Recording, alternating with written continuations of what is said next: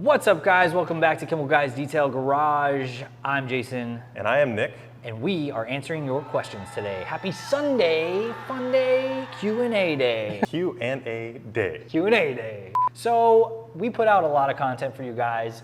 We love you guys. We love your questions and your comments. Leave them down below right now if you'd like to. Hit subscribe if you aren't already. Yeah, you should be. And let's get into this.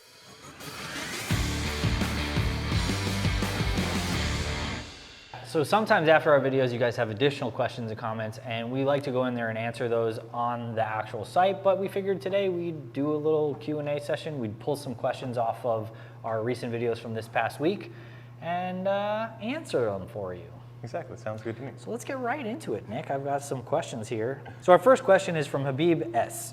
Great info. Can someone delay wax or sealant for a few days later after polishing? So this is in reference to a polishing video.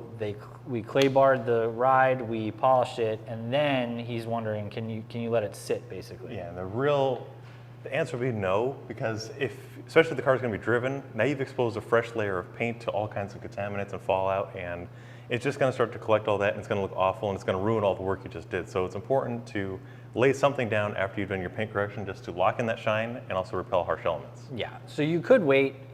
We would probably recommend putting like a tarp over it, or not even, because you would scratch it, right? Leave it in a garage or something. Yeah, you want to leave it somewhere. It's still going to collect dust. So that's the thing. Like, you definitely want to do it almost immediately after polishing to protect it as is.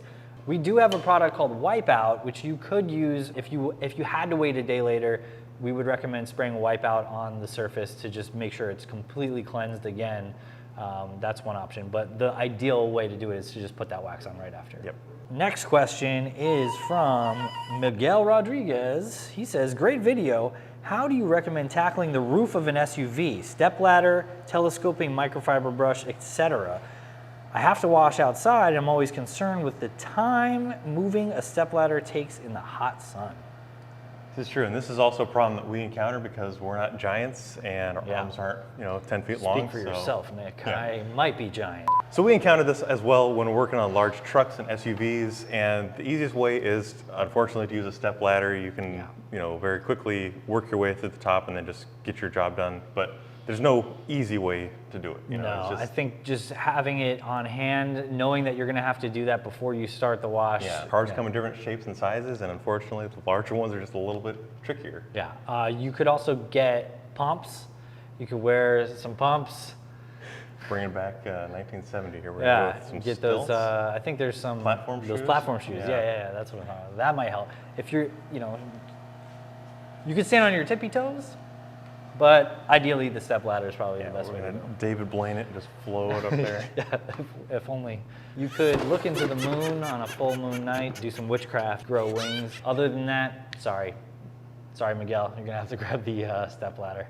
Next question. Oh no, we're calling your mom. Victor asks, are you opposed to using a bucket with around 8 mitts instead of constantly having to rinse, wash, inspect, etc. with the 2-bucket method? At the end, you have to use the washing machine anyway to properly clean the mitts and other microfiber towels. That's a great point, Victor. And, correct me if I'm wrong here, Nick, but you totally can do that. Yeah, I mean, you just on gotta the same track of, being super careful. It just seems a little excessive. Yeah. But you just got to have 8 mitts, which I don't know who has that. But here's the thing. Octopuses and spiders. The octopuses have 8 mitts, and spiders, yeah. So you could call yourself the octopus detailer. Octo-detailer. Octo-tailer. If you are a professional detailer, that might be a great option because you probably have all that done. You want to get through the car as quickly as possible. You're grabbing all your mitts, doing your thing. But if you're the casual hobbyist at home and you just love washing your ride, I think 1 mitt is sufficient. Yeah. It's kind of part of that Zen flow to go back to the bucket and rinse it and inspect it. It's like part of the process. Yeah. It's kind of a nice little thing.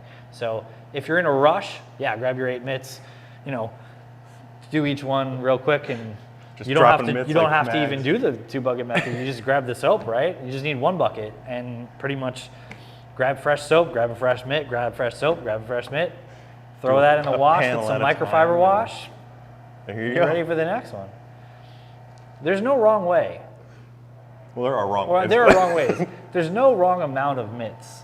Tommy J. Miles asks, love y'all's videos, keep it up. I've got some of y'all's product. Question, do you have to clay bar? Or can you wash and then polish and then wax? Okay, I got you. That's a good question. And the answer is, following our detailing flowchart, it is a necessary step to use a clay bar. Even on a brand new car that came right off the showroom floor, it still was exposed to transportation fallout and all kinds of filth that clots the pores of the paint. And if you decided to go straight from washing into polishing, there's a good chance that you're going to pick up all that contamination and just grind it into the paintwork, causing marring or pigtails or just ruining your pads overall and not getting the best finish. So it is a necessary step to clay bar before you do anything else. Yeah, you definitely don't want to risk picking something up on that polisher and grinding it in. So you definitely want that clean slate. Yep. No pun intended, you could also use clean slate soap to wash the car first. Yeah, really clean it. Yeah. Okay, next question. This one is not really a question, it's more of a comment. It comes from Angel Venezuela. He's really cute, but I miss Nick. This is for you, Angel. I brought Nick out just for you. And also for everyone else watching, because everybody loves Nick. Oh. Including myself. I'm a little partial, okay? Sorry, Henry and Joey, just don't watch this one. Mo asks, if I don't have a polisher machine, can I use C4 with a hand pad applicator? The answer is yes. Yeah. But it's gonna not be a fun time. Yeah, it takes a lot of work and elbow grease to get hand polishing to look good, so. You can do it. You could totally grab a hand polisher and just get to work, but the reason polishing works in the first place is because you are building up so much heat in that area that you melt off essentially the clear coat in that scratch. So you're cleaning off a new fresh layer. Yeah. The reason the rotaries and the orbitals work is because they spin so fast they generate that heat. You could totally get there with the pad. You just gotta use a lot of muscle and a lot of power. And if you're gonna do the whole car like this, holy, that would be a workout. I was going to say, is the machine keeps that consistency, and you're going to be doing about a panel at a time and maybe take you a few hours. So machine is the best way to get the best results, but it's still possible to do small sections or maybe like the places you can't get a machine to do it by hand. Little singular touch-ups probably okay. Yeah. But for the whole car, you should spring for that polisher. Another C4 P4 question, this one from Chad Huggins. He asks, do you recommend a wax after using C4 or P4? Yes. Yes, we do. Next question. Next question. Does anyone want to know why? Oh, you do? What? He asks. So. Well, the thing is, you kind of always want to do some kind of protection. When you polish, you do this stuff, it's a lot of work. Yes. It's fun work. It's very satisfying work, but it is work, and you don't want to have to polish over and over and over again every week. So you want to protect that work you did and make that last for a year, you know? Or even more, yeah. Even if it's just a couple extra weeks. Yeah. Come But on. you shouldn't be polishing every 2 weeks, really. That brings up another good point. People also ask us, how many times can you polish your car, or is it safe to polish your car monthly or something like that? It's not, because as Jason mentioned before, you're essentially taking away a very fine layer of that clear coat. So every time you polish, you're removing a little bit, and it doesn't come back or doesn't grow back. So use it as needed, because polishing is a tool, not a necessity, you would say. So back to that point, I guess it's important to lock in your shine using a ceramic or glaze sealant wax combination. Definitely. Our next question, Nick, comes from Mark G. Hi, Mark. Hi, Mark. Hi, Mark. Oh, hi, Mark. Oh, hi, Mark. Our next question, Nick, comes from Mark G. Oh, hi, Mark. Nice job. What is the best way to clean the ball buster? Basically, the easiest way to clean all of your detailing tools is to use an all-purpose cleaner, or maybe even a degreaser that's been diluted, of course, and using some warm water. Simply clean away any of the spent product and filth that's on the brushes or your tools, let them air dry, and then store them for their next job so that they're ready to go looking fresh and clean. Riley Scamahorn asks, I didn't purchase a ceramic coating or a glaze with my kits. Are these essential steps, or is it okay to go straight to a wax from the polishing step? Very good question. So the ceramic coating or glaze sealant wax combination is purely your choice. We recommend using a ceramic because it's going to give you the most durable and long-lasting shine as well as protection, but it is perfectly safe just to move on straight to the wax as a final step. It's still going to give you protection. It's still going to add gloss. It's just not going to last as long as, say, a ceramic or a sealant would, but you can always apply it as often as you want and maintain that same level of shine and durability. Exactly. Back to our earlier point with the clear coat, any protection on top of your clear coat is good protection. Right. With polishing, you can't polish as often as you like, but with wax, you can apply as much as you want. You can do it every day if you wanted to, It really. won't hurt the clear coat. It just builds up and adds more depth and more protection. Exactly. So the ceramic is a nice step because it acts like another layer of clear coat on top of your clear coat, but a wax is perfectly fine to use standalone. And our last question for this video, I'm going to be clay barring my 2018 F-150 for the first time. It gets parked outside just for the summer and it's out again. My question, which clay bar should I order, and will one bar handle the whole truck, including the roof, or do I need more than one?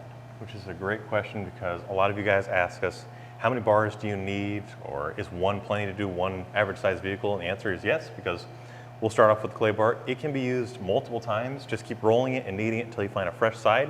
And also that's why we recommend tearing off pieces, because once one side is no longer clean, toss it, grab yourself a new piece, or if you drop it, grab a new piece and continue the clay bar process. But one, we'll say light duty clay bar for a car that's routinely detailed is plenty to do your truck, because again, it can be rolled and kneaded to fresh sides and continually used until there's no longer a clean face. Definitely. And if your car's been sitting outside the whole summer and it's, like you said, it's never been clay barred, you probably want to step it up to at least the OG clay bar.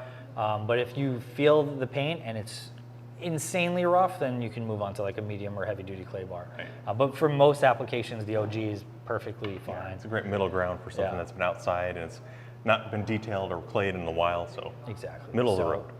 Good luck with your F-150 and enjoy your claying. It's a fun process. Make sure you use the luber. Watch out for the detail police. Bonus round, I just used some all clean on my tires and I made sure to use a lot of water and rinse right after scrubbing. I have a lot of browning now. What do I do? Here's the funny thing about that. That's the actual color of your tire. Most people don't realize that your tires are actually brown. It's just a coating or dirt that makes them look that way. And so congratulations, your wheels are super clean if they're brown. It down to the bare surface. Yeah, absolutely. So if you rub your finger on there, there should be nothing coming off at this point. What we recommend is then to protect that as well. So everything is clean and then protect. So in this case, we have a ton of products that you could use to dress your tire and make it shine and look wet as you like, or as just crispy matte as you like. Yeah, it's all your preference or your choice. You know, for exterior, I like VRP just because it's a nice natural look. I don't like the overly wet look or glossy look, but VRP is a great way to add some gloss while also being dry to the touch, so it doesn't attract dust, it doesn't fling off, but still gives you that nice little shine you're looking for. Absolutely, and I personally use HydroShield, which is one of our newer products in the Hydro line, and that works also on vinyl, rubber, and plastic, and gives it a really nice, crispy, shiny look. So, and it's a ceramic. And it's ceramic, so you know you'll get some of that water-beating action if you happen to drive around in the rain. So that about wraps it up for us today. Hope we answered all your questions. If you have more questions, leave those down below and we'll answer them on the next video. And be sure to subscribe, hit the like button, follow us on Instagram if you're not already, on Facebook, on Twitter, all the channels, all the content, all day, every day, here at Chemical Guys Detail Garage. See you later. Enjoy your Sunday. Fun day. Go detail a car. You've got all the knowledge. We're still rolling? Okay.